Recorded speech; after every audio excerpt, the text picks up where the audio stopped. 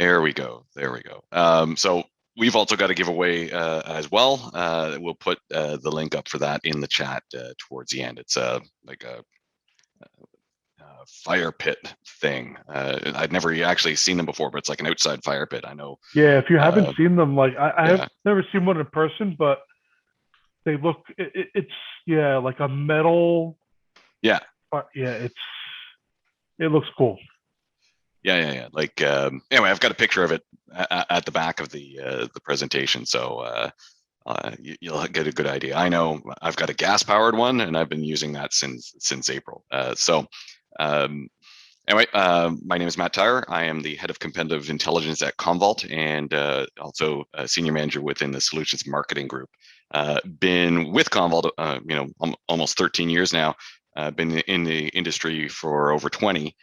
Started off, as many of us do, as a Unix system administrator, working the help desk, and then moved into the data center itself, into the SAN storage group, and then from there, just jumping around to a number of different jobs and roles, and finally taking some of that technical background and moving into the marketing side of things.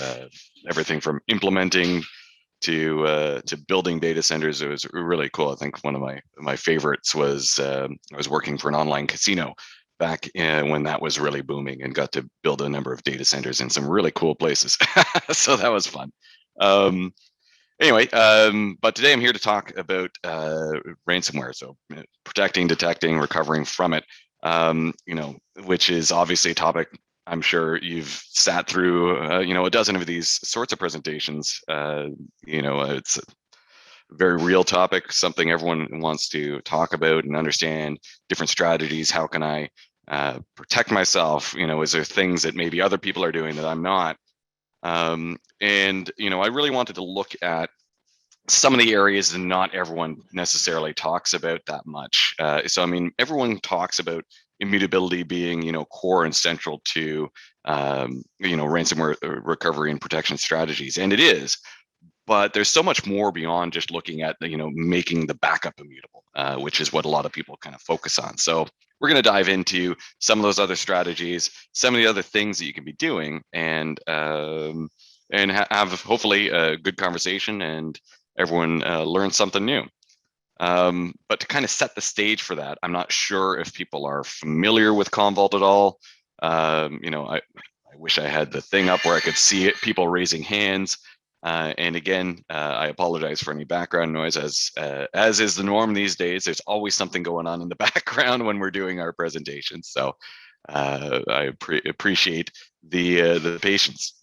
So in a nutshell, Commvault is an intelligent data services platform. So what does that actually mean? So our solution is capable of covering off, the industry's broadest coverage of workloads. And what I mean by that is, we don't just do VMware, or we don't just do SaaS, or we don't just do M365. We do it all. We cover everything from IBM iSeries running, Z Linux, your physical AI Xboxes, all the way up to Kubernetes, Aurora DB, Azure SQL, all the sorts of workloads. So it covers a full gamut. So whether or not you're running, very modernized workloads, or you've kind of got a hybrid mix of everything, or you're transitioning from one platform to another, we've got that coverage in there. Now, on top of that coverage, so just having that access, that visibility to the data, we layer in that unified customer experience. So instead of having one user interface to go and manage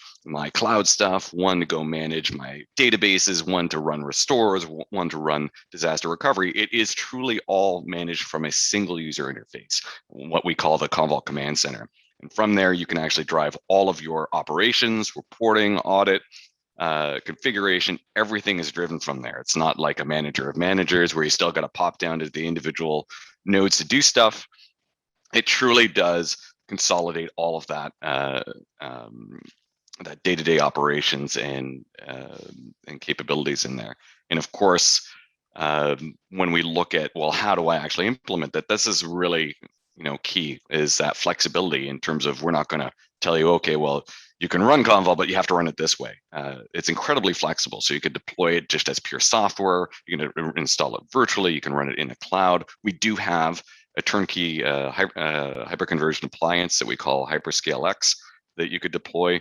You can run it as SaaS, and of course, partner managed solutions, and it can be any combination of that. So we've got a lot of customers that build, deploy, and scale their solutions as they need. So you're not locked into decisions you made in day one. You can always grow and change that environment. Now, on top of that platform with that unified experience and all of that coverage from a workload perspective, this is where we layer on the different services. So obviously, we're mostly well known for what we do in the backup and recovery space, so data management protection. But our capabilities extend into the data security side of things, which is what we're going to be really focusing on today. Compliance and governance, data transformation. So we're talking like some of the DevOps type stuff where I can iterate, do copy data management and stuff like that. And then, of course, data insights, being able to really dive in with analytics and understand more about what that data and drive action against it. So that's Commvault in a nutshell. And of course, how you consume it, which features you choose to deploy, it, again, is completely up to you in terms of which directions you go in. And what really sets us apart is Commvault built this all as a single code base. So it's not a case like other vendors where they've done various acquisitions to try and cobble together the different capabilities. This truly is which makes it easy to have that unified interface. It is running a single code base under the covers with which we are delivering all these capabilities. And people seem to like how we're doing it, as we've been consistently leading the market, in terms of vision and execution when you look at it from the Gartner perspective and a number of the other analysts out there. So we're doing something right. That's good. But with that baseline there, and it was really important that I kind of set that stage in terms of that unified approach to things, that coverage from a workload perspective, and the flexibility, because those three elements really cascade down into the rest of the conversation here. So, let's talk about what everyone came here to talk about today. Well, when looking at the itinerary, I was like, one of these things is not like the other. Everyone's talking about the VMware side of the house, but there was something consistent in there. It was a lot of the automation and recovery, data portability capabilities. So hopefully some of these lessons play into what you're going to hear about from the rest of the people today. It wouldn't be a ransomware presentation if we didn't have the big scary slide with all of the stats in there. But really, it's to hammer home the fact that a ransomware incident is not just a point in time event. It is an ongoing experience, if you will, that has long lasting effects. Just because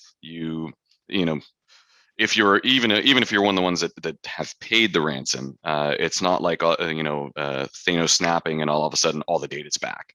The recovery process itself can be exhaustive, and that's where a lot of the costs end up coming in terms of the cost to actually drive the recovery from ransomware far outweighs even the ransom. If it was paid, and the amount of time it takes. Anyway. Enough with the scary slide. We know it's scary. It's a very real threat. It's probably one that you've encountered yourselves, at some point in time within your own organizations or personal life. So what can we do about it? Well, this might seem like a weird slide to put up there. And, why do I have a conveyor belt with like baloney on it?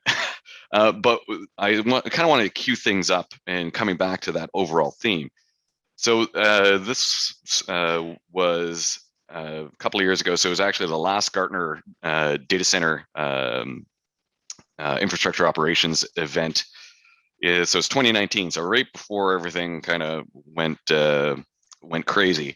And I was talking with a gentleman from an organization. It wasn't a customer of ours, but it was just talking about a very interesting experience that they had with ransomware, where by the time, so the infection that they had didn't kind of hit everything all at once. It impacted a small area, slept for a little while, creeped somewhere else, slept for a while, crept somewhere else. So by the time they actually realized that they had been impacted by malware, a lot of the data in terms of the good copies of that data from the backups had fallen off the table in terms of retention, in terms of the data aging and stuff like that. So even though technically the backup copy was completely immutable, completely safe, they didn't have all the good data that they needed in that. And the reason why I tell this story is, again, to reiterate that point that immutability is not necessarily everything. There's a lot more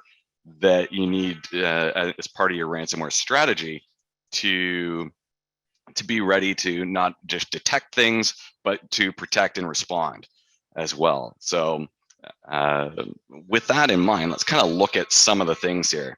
So, I always look at things as, it's a multi-layered response that you have to multi-layered strategy really to addressing ransomware. There's no one product, there's no one solution, there's no one way to do things. You kind of have to have this onion layered, or a tiramisu layered approach to things with all these different solutions and strategies working together in a coordinated fashion. So we're going to look at each of these different areas here, and obviously immutability is in there. It is a table stakes kind of thing. Yes, everybody needs it. You should be doing it. If a solution it doesn't have that, you should be looking elsewhere. But there's so much else that make up that overarching strategy. And with that, we're going to dive into it a little bit. So first of all, we're going to look at identification. So identifying your potential risks and threats. In short, trying to find your known knowns and maybe even discover a few unknown knowns in terms of your risk. What gaps are there in your environment today?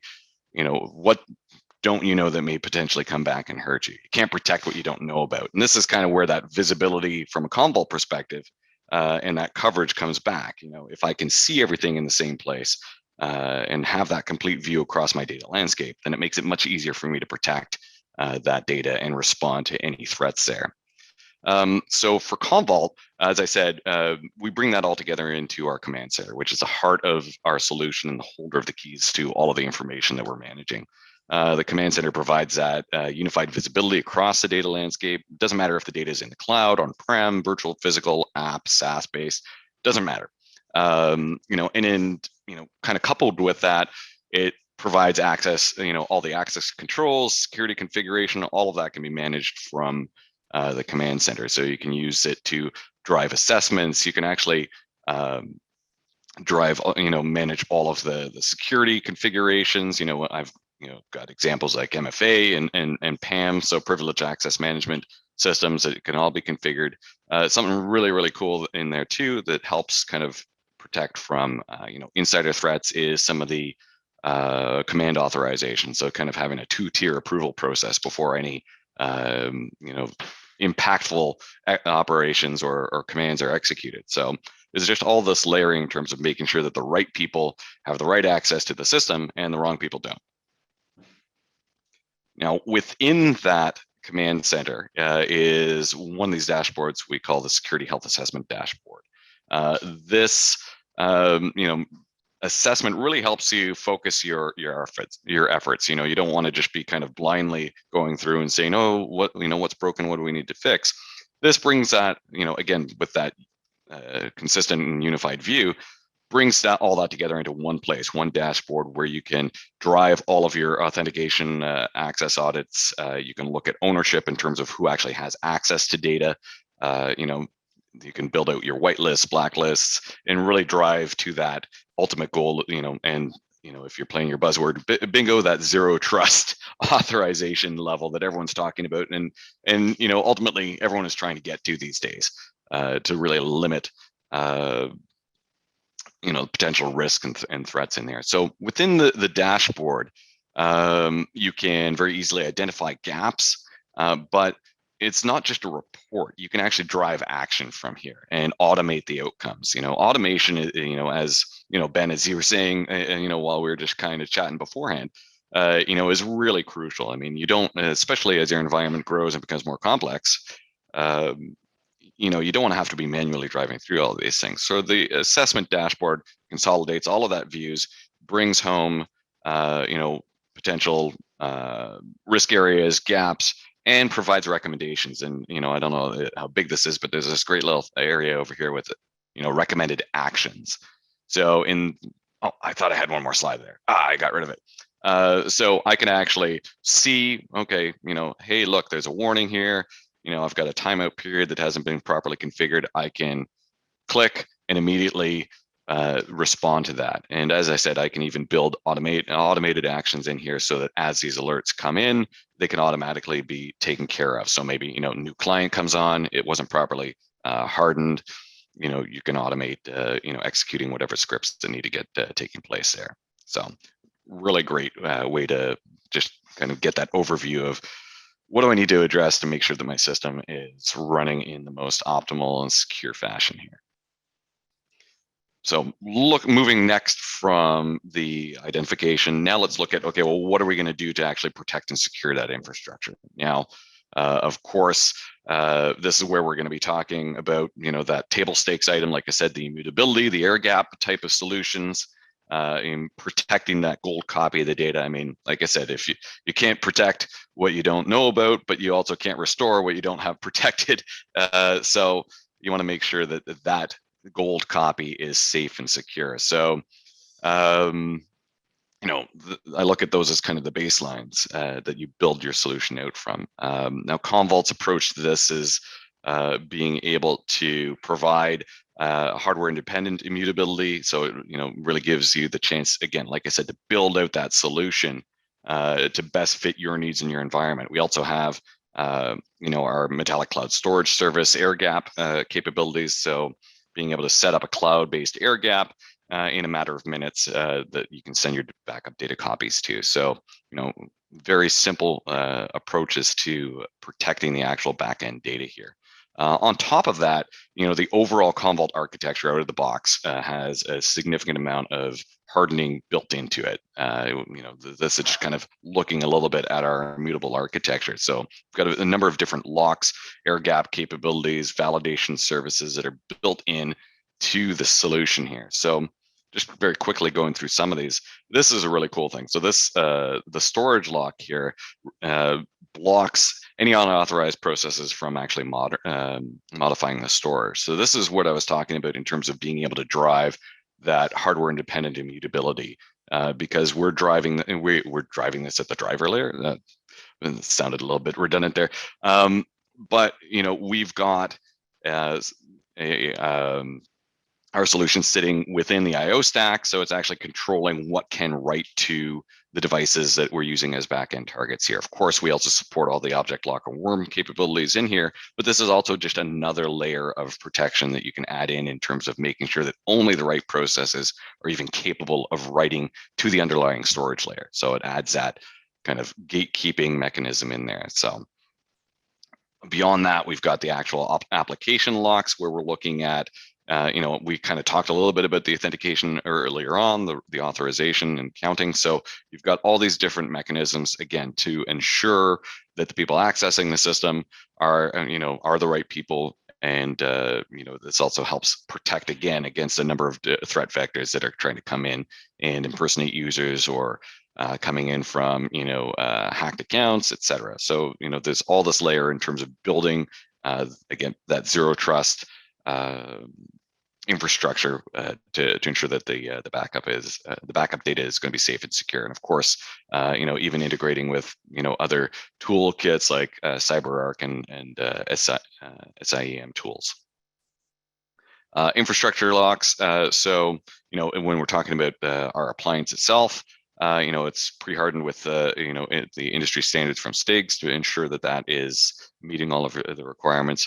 We leverage all of the best practices from NIST, again, to harden our own processes, using, I was going to say unusual ports, but, just simple basic things like not having, your processes running along known ports that people tend to try and sniff along and penetrate. So just all these little things following best industry practices to make sure that just out of the box, our solution is already pre-hardened.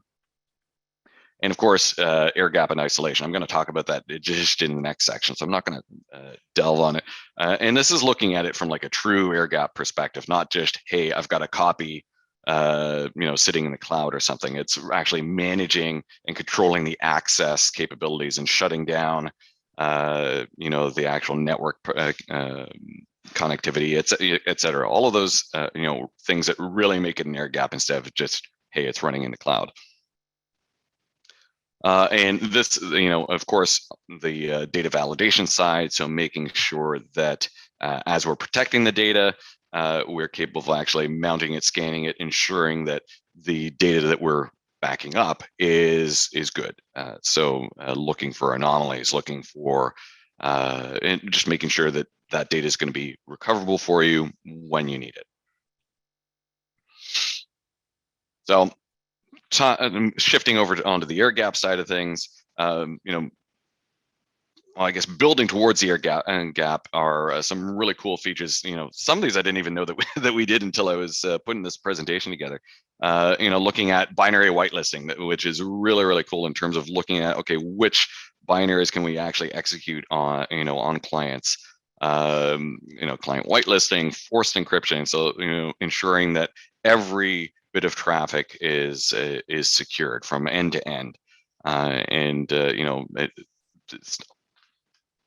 I said, networking is never my strong suit, but this stuff is really, really fascinating. Just what the extra steps that we're taking in order to prohibit communication or unauthorized communication in here. So with those features, we can start to build out the topologies in just a matter of clicks, really, to support different AirGap configurations in terms of the flow of traffic, the process in terms of how that traffic is transmitted, how often, how am I securing both sites, and so we could support multiple topologies, just to be honest, in a matter of clicks, as you can see just from this example here that I can build out in terms of who can talk to who when. In this case here, that we're looking kind of at more of a direct tunneling capability here. There we go. But it also supports proxy configurations and manages all of that firewall control, all of this automated so that it is, building a truly secure AirGap very, very simply without a lot of extra configuration, scripting, and stuff like that. So trying to take all of that hands-on and automating it for you. So, but regardless of all the topology, once that, the data transfer operations are complete, the connectivity gets severed. We turn off routing, enable the firewall rules, or even completely shut systems down. So there's, depending on what your needs are, there's a lot of different outcomes that you can drive through that automated process. And this is all event triggered and can be scheduled. You can link it to VM power management, and configure blackout windows, stuff like that. So it's an incredible amount of control and configuration that you can drive out of the Commvault AirGap topologies and networking. So with the, we identified where potential trouble spots were, and now we've gone and layered on some of those protection best practices, and we've hardened the systems. We've got the immutability, we've got the AirGap set up. Now we want to actually start monitoring things. So, if you look at that story that I told at the beginning, where we were looking at, they just didn't detect the issue until it was too late. Well, what if they'd been able to catch it sooner? And this is what we're going to talk about next. One counterpoint to that story was a Commvault customer that I had the pleasure to speak with a couple of years ago, the state of Colorado, where it was actually the Commvault backup solution that alerted administrators that there was a potential threat. And it actually caught it before any of their other tools in the environment, which enabled them to very quickly contain the ransomware attack and respond and get back up and running with absolutely zero data loss. So, kind of the early warning system, the earlier you can detect things, the better you can mitigate the actual impact and start getting yourself back into normal business operations here. So this is our early warning system here. So this is looking at unusual file activity, looking for malware, obviously looking for any kinds of activities may indicate something suspicious going on in the environment. But it's also, tracking, looking for abnormal user behavior too. It may indicate, a bad actor, in the environment, inside threats. So, this is actually driven, by machine learning algorithms. I know some of the, as I said, head of competitive intelligence, so I look at a lot of competing products out there, see what they do. And a lot of them kind of took like their performance metrics tools and said, well, hey, this could actually be used to kind of track down maybe ransomware activity because, the CPU spiked or there was a lot of changed files or something like that. But those tools weren't built to look for the types of anomalous behavior that you would see out of, the ransomware or malware type incidents. The Commvault anomaly detection was purpose built looking for these kinds of things, and that hence it has that built-in machine learning to try and establish, well, what is normal, and build out what that baseline is and evaluate and alert on anything abnormal out here. So it allows you to then, from the detection, you can drive alerts, and from the alerts you can drive automation. So I could build in, hey, if there's suspicious activity, shut down that client, cut them off from the network so that they don't have any risk in terms of spreading whatever may be going on there. Maybe it's nothing. Maybe it's just some usual activity, but at least you have the opportunity to go and find out. The way that our anomaly detection goes. So just looking in the chat here. Oh, there we go. It's kind of split out into 4 separate categories. So obviously there's the backup monitoring, and this is what a lot of people in the industry do among the backup vendors is they will scan the backups. They'll look for, they'll compare last night's backups with the night before's backups with today's backups, and try and look for any anomalies in there, which is great. That's important to do. But if you're only looking at the backup, you're missing, all this other potential for catching, the threat before it becomes a serious issue. So Commvault, of course, is doing, your standard backup monitoring, looking for changes within the backup data that may indicate an issue. But what we do that, nobody else focuses on is actual active monitoring. So we're not just looking at the data, every time a backup finishes, which, in some cases could be once a day. Do you really want that 24-hour window of when am I looking for trouble? We do active monitoring. So in a matter of every X minutes, and this is configurable, we actually are checking on the clients that we are managing, checking on the data sources. So, not looking at the backups. Now I'm looking at the production environment to see, hey, is there anything funny going on? Is there any anomalous behavior out there too? We also have this really cool feature that, I believe is at least unique in our industry, that we call honeypots. I'm not sure how familiar everyone is with honeypots, but this is a security mechanism for monitoring active unauthorized system changes. So it's really meant to kind of be a red herring for malware to target. So if something happens to that, then or the canary in the coal mine. That's the that was the analogy I was looking for. So you really get to, so you've got the backup monitor, you've got the active monitoring, you've got these honeypots just sitting there trying to track and catch active malware. And of course, overall event monitoring, just looking for suspicious activities. And like I said, this is even looking at user activities to see, is somebody trying to get into the system that they shouldn't be trying to get into? Are there changes that are trying to be made? So, a very broad coverage in terms of what we're looking for, going beyond just looking at the backup set, because that's only half the puzzle. This is just some more details around, some of the live file system monitoring. Like I said, every 5 minutes, so looking at different patterns here, looking at the backup job and anomalies as well too. So just a little bit more detail. Just a nice screenshot and example of some of the alerts that can come in there. So, all right, now we've gotten to, we've gone find the trouble, protect the stuff, watch for trouble. Now, obviously, we're going to dive into responding and recovering from these types of things. Because I mean, no matter how well you craft your DR or your security posture and strategy, something's still bound to happen, and you can't always account for the human element. I think there's some great memes out there where it's like, you know, hey, we just spent all this money and time, and the environment is completely secure, and then it's like the next one is like Bob clicking the link in the email kind of thing to undo it. So I was debating, do I use this image or do I use the Spanish Inquisition, because nobody suspects the Spanish Inquisition.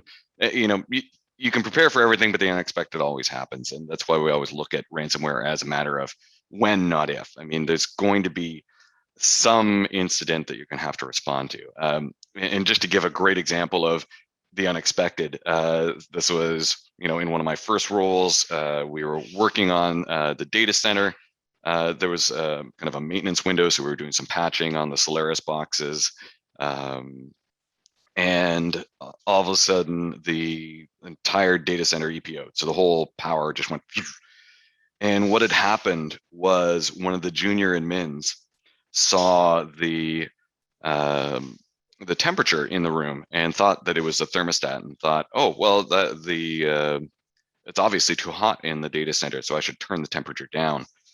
What they didn't realize was that was kind of the threshold setting that they were turning down. So obviously you would want it to be higher than room temperature. So when they turned down the temperature, they brought the threshold, down so it was below what room temperature was. So of course the system went, oh, it's hotter than the threshold, and killed the power for the whole data center. It was thankfully we were in a maintenance window, but still it added a bit to the work that we had to do there.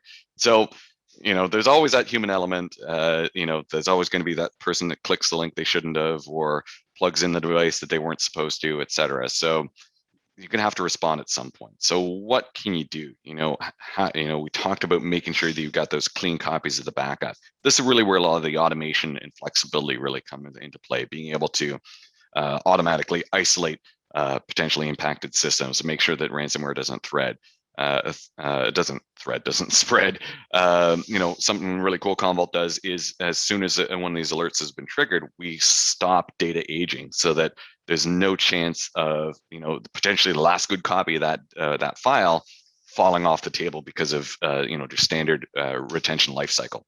Of course, we've got the ability to plug into other tools so that we can really bring that vision together and provide our information up into other dashboards and security systems, and the APIs along with that to help customize your response. So, whoops, I went too far here. There we go. So, just some examples of being able to connect the alerts into some of the I always flip those two, SIEM frameworks. We've got a number of templates out there that you can leverage, to send those notifications into your other toolkits. Obviously, merging operations into ServiceNow. A lot of people are running ServiceNow. We can send things into other VMware tools, to just consolidate where all of those alerts are being seen here. And again, create some automation, some workflows around, okay, how to respond in the event that some of these alerts come in here.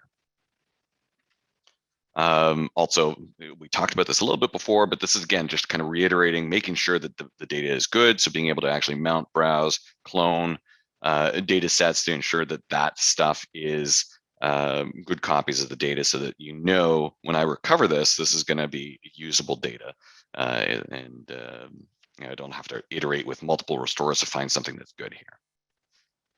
So in this case here, this is where the flexibility that I talked about at the beginning really comes home, because you don't necessarily know until you're in the situation what your options are in terms of how you're going to respond to it. Maybe it's as simple as, hey, an anomaly was triggered, we analyzed and found which data was affected, and I'm just going to restore that data back on top, to overwrite the bad data, so bring it back in place. Maybe I don't trust the original location. I don't, I don't trust these servers here. I don't trust this environment. There could be other things going on that I need to examine and forensically dive into. This is where the ability to actually recover out of place, either through cloning or replicating the data and standing it up, or recovering it into an isolated test pool. Something that's really, really cool that we do is we've got incredibly powerful cross-platform, cross-hypervisor, and cross-cloud capabilities to take data, from, one hypervisor type and restore it, convert it automatically into another. So, I could take, my on-prem VMware instances and spin them up as, a native AWS AMI instance, or spin it up in GCP, or vice versa. Take my my Microsoft Hyper-V instance and restore it as VMware. So there's a lot, or AHV or whatever. There's a lot of flexibility in terms of recovering that data, so you have the most options available to you to recover and get back to normal business operations. I can also very granularly find that different data sets, and maybe I want to lock them because I want to export that data for further analysis. Maybe I need to hand it off to law enforcement for them to look at, or like I said, maybe we want to kind of take that data set offline. It's critical. It's like, okay, let's just get a good copy of it over here. But something else that I can do is I can also use it to delete data. This is one thing that nobody really talks about. It's like, okay, so you found the ransomware, you recovered from it, but you still probably have copies of that virus or what have you sitting in the backup.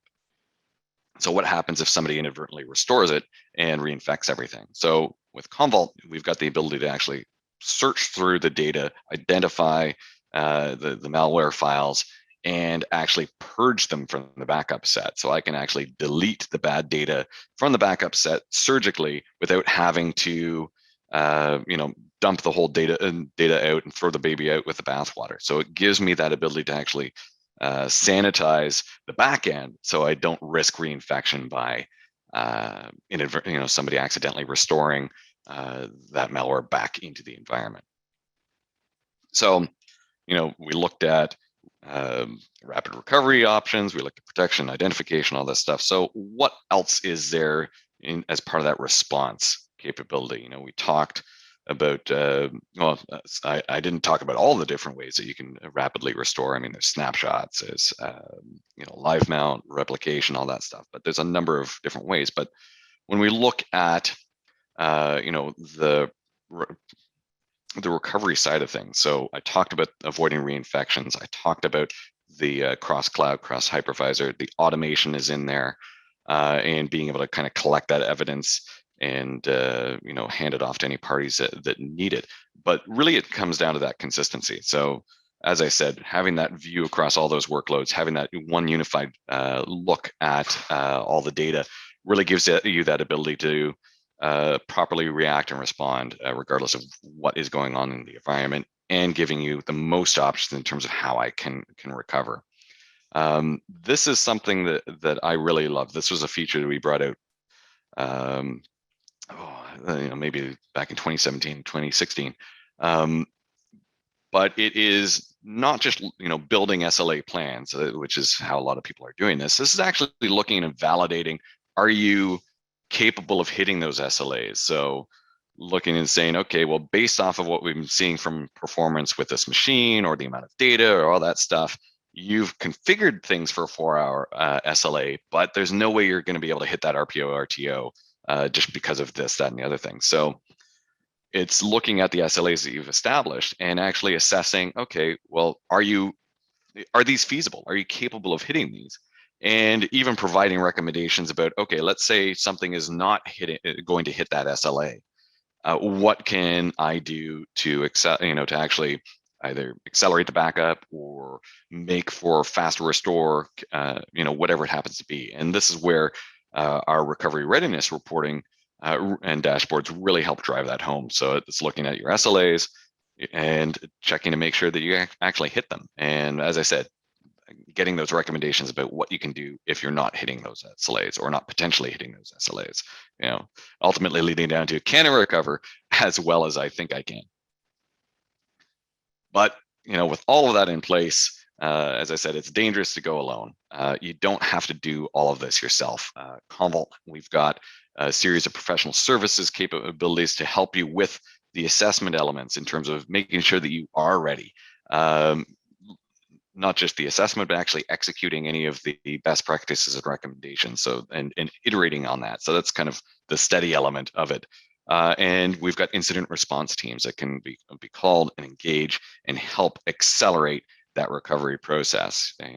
These are teams that are experts in this. They've dealt with it before. I mean, we've recovered customers with 100,000 plus devices in a global ransomware attack, and we've recovered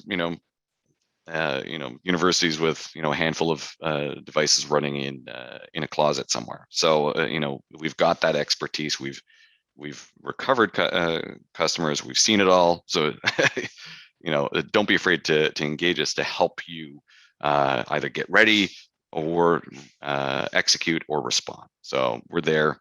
Call us.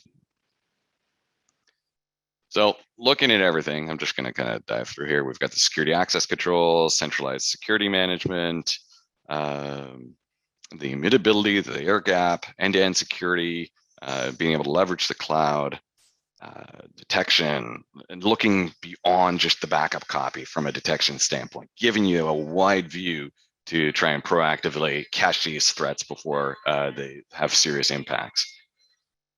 And of course, being able to recover quickly, avoid reinfection, and plug into the rest of your environment with robust set of APIs. So, that was fun.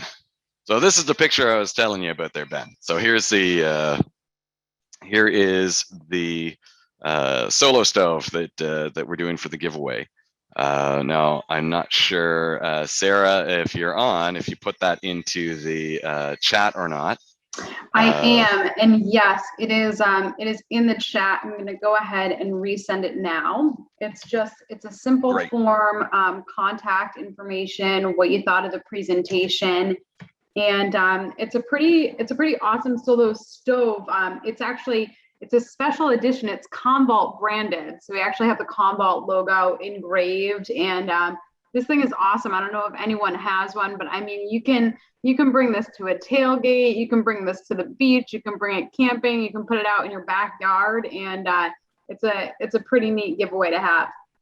So again, I just put the link in the chat. It's a link to SurveyMonkey survey, where you can just fill out your contact information, and we will be contacting the winner following this event. Right. Well, it looks awesome. Thank you, everyone. Ben, thanks for having me on. This is the first VMUG I've done in quite a while, so it was nice to be able to present it in front of people other than my own team, and kind of get to dive into some of these things. Like I said, as I go through things, I keep getting frustrated about people only focusing on one or two things, in the ransomware discussion. It's like there's so much more, that you could be doing, that you should be doing, and so thanks everyone for listening. I hope it was informative, and my call to action for you all is to think about some of those things that maybe you're not doing, and reach out and see, is there something more that I can do? Is there a way that Commvault can maybe help me be even more secure than I currently already am? So with that, thank you very much.